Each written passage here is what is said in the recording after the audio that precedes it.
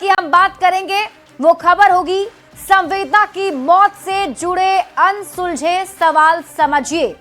दूसरी खबर होगी पटना के गर्ल्स हॉस्टल पर क्यों उठ रहे हैं सवाल, ये भी आपको समझाएंगे। तीसरी खबर होगी झारखंड की बेटियां गायब क्यों हो रही है, ये भी आपको बताएंगे।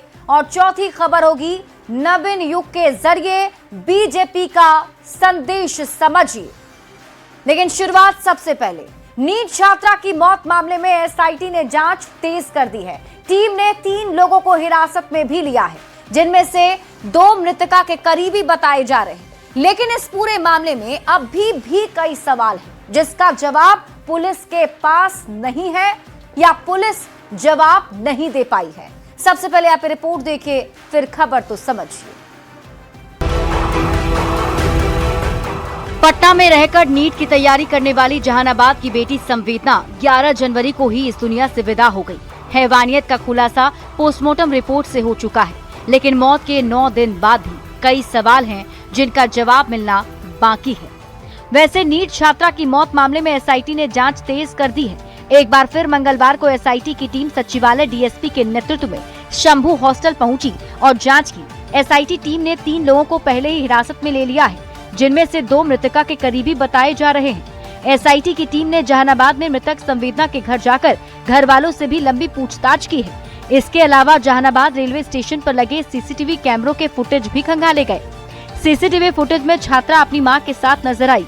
जैसे जैसे नए दस्तावेज और रिपोर्ट सामने आ रही हैं, वैसे वैसे पुलिस की शुरुआती थ्योरी पर सवाल खड़े हो रहे हैं।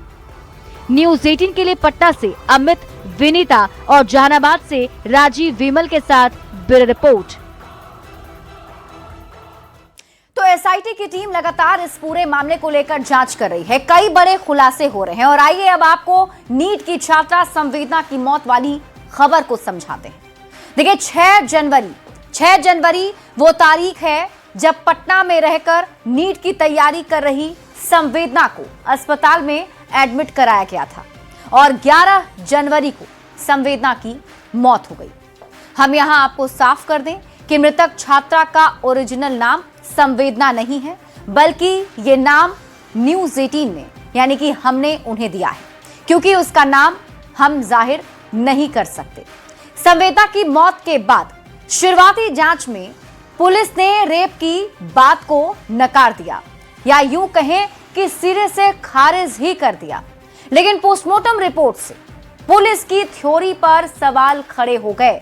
पोस्टमार्टम रिपोर्ट में यौन हिंसा की संभावना से इनकार नहीं किया गया है। इसके बाद मामले की गंभीरता को देखते हुए सरकार ने जांच के लिए एक एसआईटी का गठन किया और डिप्टी सीएम सम्राट चौधरी ने साफ कहा कि दोषी चाहे कोई भी हो, उसे बख्शा नहीं जाएगा। अब जरा नीट की छात्रा संवेदना की मौत मामले में अपडेट क्या है वो भी जान लीजिए।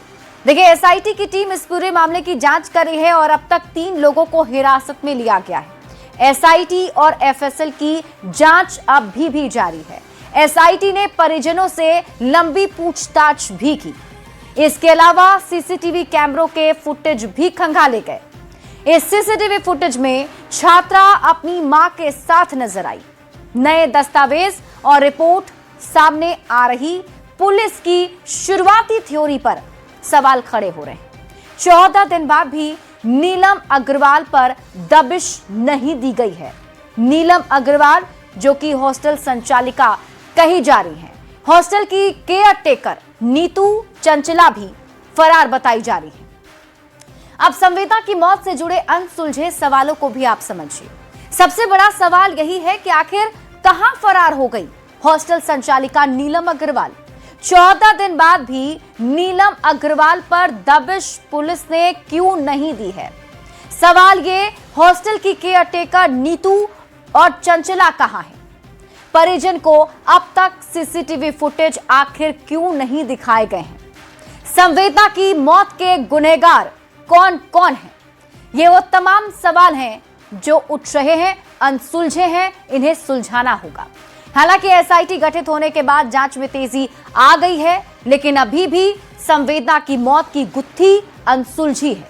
ऐसे में पुलिस से और पुलिस पर भी कई सवाल खड़े हो रहे हैं, उनको भी समझते हैं।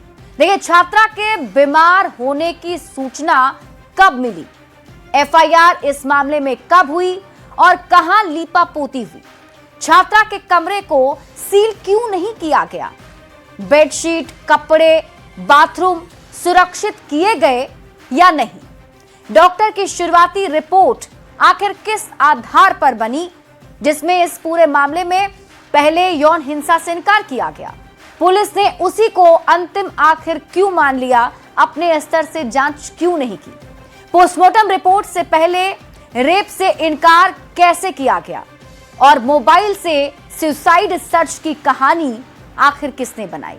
ये वो तमाम सवाल हैं जो प्रशासन की कार्यशैली पर उठ रहे हैं। वो इसलिए क्योंकि शुरुआती जांच में कुछ ऐसी ही थ्योरी पुलिस की तरफ से दिए जा रहे थे। बढ़ते हैं आगे बात अगली खबर की। पटना में नीट छात्रा की संदिग्ध मौत के बाद 6 जनवरी को एक और छात्रा की हुई मौत ने अब ये सवाल खड़ा कर दिया है कि पटना के गर्ल्स हॉस्टल में आखिर हो क्या रहा है। पटना में गर्ल्स हॉस्टल कितने सुरक्षित?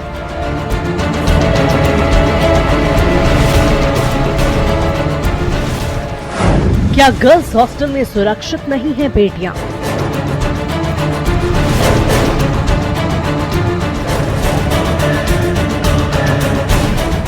ये सवाल इसलिए उठ रहे हैं क्योंकि पटना में नीट छात्रा से रेप और मौत का मामला अब तक शांत भी नहीं हुआ था कि एक और नीट की छात्रा की मौत ने पटना के गर्ल्स हॉस्टल में बेटियों की सुरक्षा को लेकर बड़े सवाल खड़े कर दिए हैं। इस बार ये मामला पटना के गांधी मैदान थाना क्षेत्र के परफेक्ट पीजी गर्ल्स हॉस्टल का है, जहां 6 जनवरी को छात्रा की मौत हो गई। छात्रा का शव उसके कमरे से पंखे में लटका मिला। हॉस्टल प्रबंधक के अनुसार छात्रा ने आत्महत्या की है, लेकिन परिजनों ने आत्महत्या की बात को सिरे से नकारा और बेटी की हत्या का आरोप लगाया। जो हिसाब से उसको मैं वीडियो देख रहा हूँ, फोटो देख रहा हूँ, उस हिसाब से मेरे को सुसाइड नहीं, उसको हत्या के साजिश लग रहा है। साजिश के तहत हत्या की। परिजनों का आरोप है कि उन्हें न सिर्फ छात्रा की मौत की जानकारी देरी से दी गई, बल्कि उनके हॉस्टल पहुंचने से पहले ही उसके शव को वहां से पीएमसीएच ले जाया गया। मृतका के पिता ने गांधी मैदान थाने में एफआईआर दर्ज करवा दी, जिसमें पूर्णिया के मुजाहिद रेजा और पश्चिम बंगाल के मुकर्रम रेजा का नाम है। हॉस्टल संचालक विशाल अग्रवाल और रंजीत मिश्रा का नाम एफआईआर में शामिल है। साथ ही हॉस्टल वार्डन खुशबू कुमारी सहित अज्ञात लोगों पर एफआईआर दर्ज की गई है। परिजनों का कहना है कि उनकी बेटी ने आत्महत्या नहीं की है, बल्कि उसकी हत्या हुई है। छात्रा की मां ने बताया कि उनकी बेटी के चेहरे और गर्दन पर चोट के निशान हैं। अब पता नहीं उसके साथ क्या साजिश किया, गला दबा दिया कि क्या कर दिया। मेरे बच्ची के हाथ में पूरा खरोच आया है, इसमें पूरा खरोच आया है, यहाँ पे पूरा काला काला पूरा दाग पड़ गया है। पुलिस ने एफआईआर में दर्ज दोनों मुस्लिम युवकों को गिरफ्तार कर लिया और इस मामले की जांच में जुटी है। लेकिन इस मौत ने एक बार फिर कई संगीन सवाल खड़े कर दिए, बल्कि प्रशासन की कार्यशैली को भी कटघरे में खड़े करते हैं। न्यूज 18 के लिए पटना से अमित कुमार और औरंगाबाद से संजय सिन्हा की रिपोर्ट।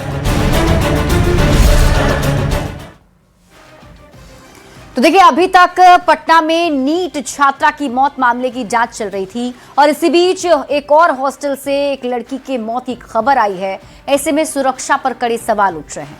आइए पटना के हॉस्टल में जो हादसे वाली खबर है उसे आपको समझाते हैं।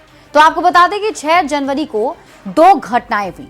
इसी दिन शंभू गर्ल्स हॉस्टल में संवेदना के साथ दुष्कर्म की बात कही जा रही है, क्योंकि इसी दिन उसे अस्पताल में एडमिट कराया गया।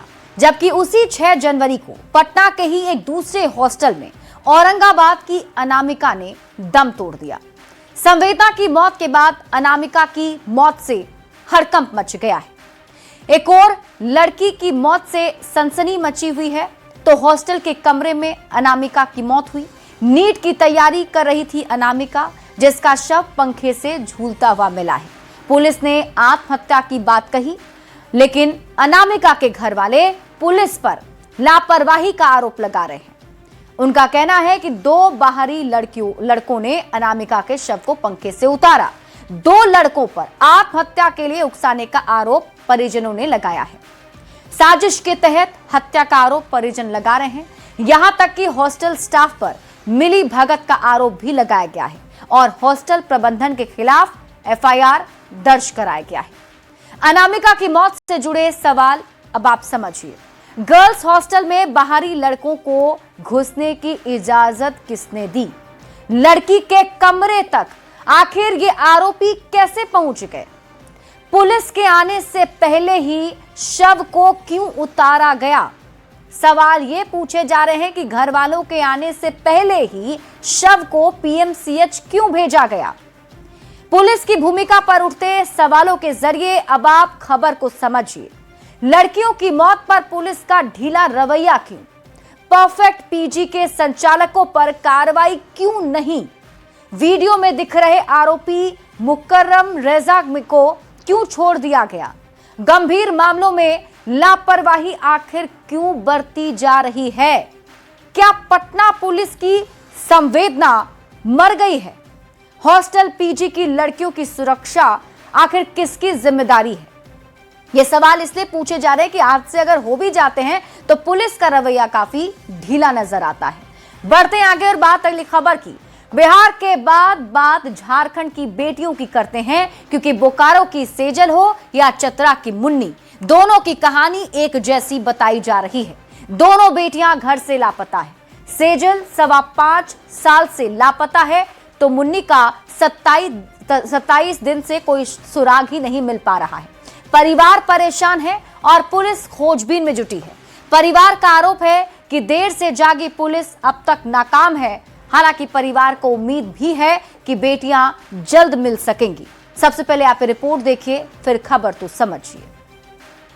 लापता बेटियों का नहीं मिल रहा सुराग। 5.25 साल से लापता है बोकारो की सेजल। 27 दिन से चतरा की मुन्नी की खबर नहीं। अंश अंशिका के मिलने से जगी उम्मीद।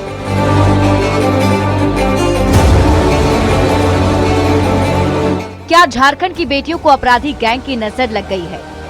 ये हम नहीं कह रहे, बल्कि राज्य से बेटियों के लापता होने की जो खबर लगातार आती रही है उसकी ये पुष्टि कर रही है। बोकारो की सेजल 5 साल 3 महीने से लापता है। पुलिस और स्पेशल ब्रांच तक मामला गया, लेकिन सेजल का कोई सुराग नहीं मिला। मामले की गंभीरता को देखते हुए इसे सीआईडी को सौंप दिया गया है, जिसके बाद अब परिवार को उम्मीद जगी है। झारखंड सीआईडी इस केस का तहकीकात करेगी और हम लोग उम्मीद करते हैं कि कुछ न कुछ इसमें उपलब्धि हासिल। कुछ सीआईडी का फॉलोअप कुछ मिला है सर? हाँ बिल्कुल, हम लोग से सारा रिकॉर्ड की मांग किया गया था और हम लोग अपना रिक्वेस्ट लेटर भी सीआईडी को भेज दिए हैं। बोकारो से करीब 190 किलोमीटर दूर चतरा में भी एक बच्ची मुन्नी लापता है। 21 दिन गुजर गए, ना कोई खबर मिली, ना ही कोई सुराग। जब मामले ने तूल पकड़ा तब खोजबीन तेज की गई। गांव-गांव मुनादी कराई जा रही है। रांची से लापता अंश और अंशिका के सुरक्षित रेस्क्यू के बाद अब दूसरी मां की भी उम्मीद जगी है कि उनके घर की लापता बेटियां भी एक दिन मिल सकेंगी। न्यूज़ 18 के लिए बोकारो से मृत्युंजय कुमार और चतरा से सुशांत सोनी की रिपोर्ट। और अब देखिए, गायब इन बच्चियों को लेकर भी कई सवाल उठाए जा रहे हैं, लेकिन आइए आपको हम सबसे पहले झारखंड में बच्चियों के गायब होने वाली खबर को समझाते हैं। तो आपको बता दें कि बोकारो की सेजल 5.25 साल से लापता है, जबकि चतरा की मुन्नी 27 दिन से लापता बताई जा रही है, जिसका अब तक कोई सुराग नहीं मिला है। 10 दिन तक पुलिस ने इसको गंभीरता से लिया ही नहीं था। और आइए अब सवालों के जरिए खबर को समझ लेते हैं। सवाल ये, क्या झारखंड की बेटियों पर अपराधी गैंग की नजर है? सवाल ये, आखिर क्यों गायब हो रही है झारखंड की बेटियां? सवाल ये भी पूछे जा रहे हैं कि सेजल के बाद कहां लापता हुई मुन्नी? क्या सेजल के गायब होने का बंगाल कनेक्शन है? ऐसे मामलों में देर से क्यों जागती है पुलिस? रांची से लापता अंश और अंशिका के सुरक्षित रेस्क्यू के बाद अब दूसरी मां की भी उम्मीद जगी है कि उनके घर की लापता बेटी भी एक दिन जरूर मिल जाएगी। बढ़ते आगे और बात अगली खबर की। नितिन नवीन ने बीजेपी की कमान संभाल ली है। पीएम मोदी ने खुद उन्हें माला पहनाकर राष्ट्रीय अध्यक्ष की कुर्सी पर बिठाया। पीएम मोदी ने नितिन नवीन को बॉस बताकर कार्यकर्ताओं को भी बड़ा मैसेज दिया है। सबसे पहले आप रिपोर्ट देखिए, फिर खबर तो समझिए।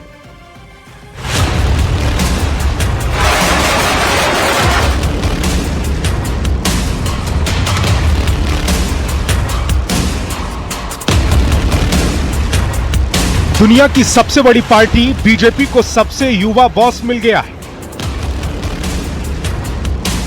ये तस्वीरें हैं बीजेपी हेडक्वार्टर की, जहां बीजेपी के नए राष्ट्रीय अध्यक्ष को प्रधानमंत्री मोदी माला पहना रहे हैं।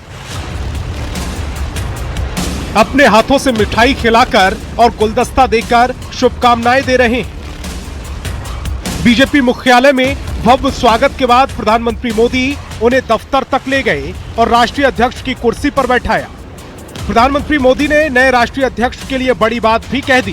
प्रधानमंत्री ने कहा, नितिन नवीन मेरे बॉस भी हैं। नितिन नवीन हम सबके अध्यक्ष हैं।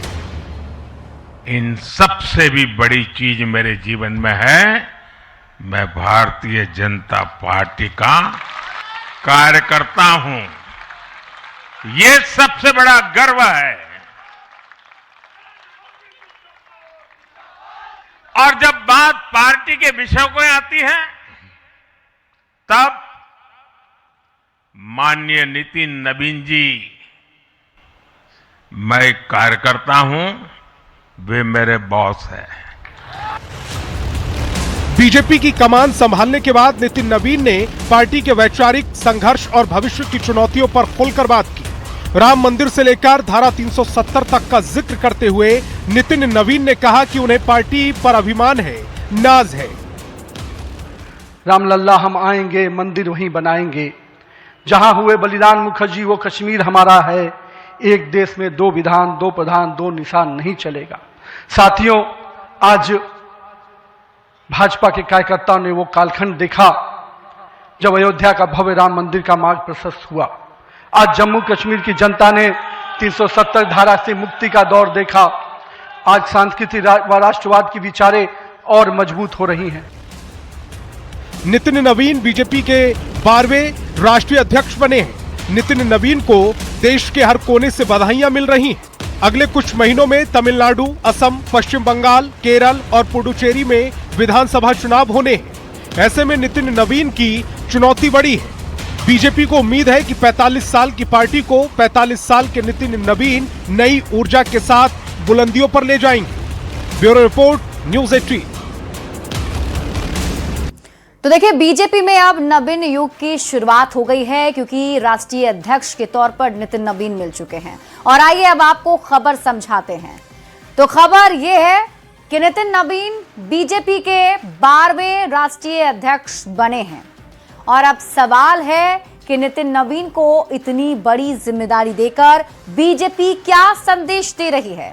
तो जवाब है कि बीजेपी का साफ संदेश है, बीजेपी में कार्यकर्ता ही बॉस है। नितिन नवीन के बीजेपी अध्यक्ष बनने के मायने अब आप समझिए। देखिए, बीजेपी कार्यकर्ताओं की पार्टी है। बीजेपी में कोई भी शीर्ष पर पहुंच सकता है।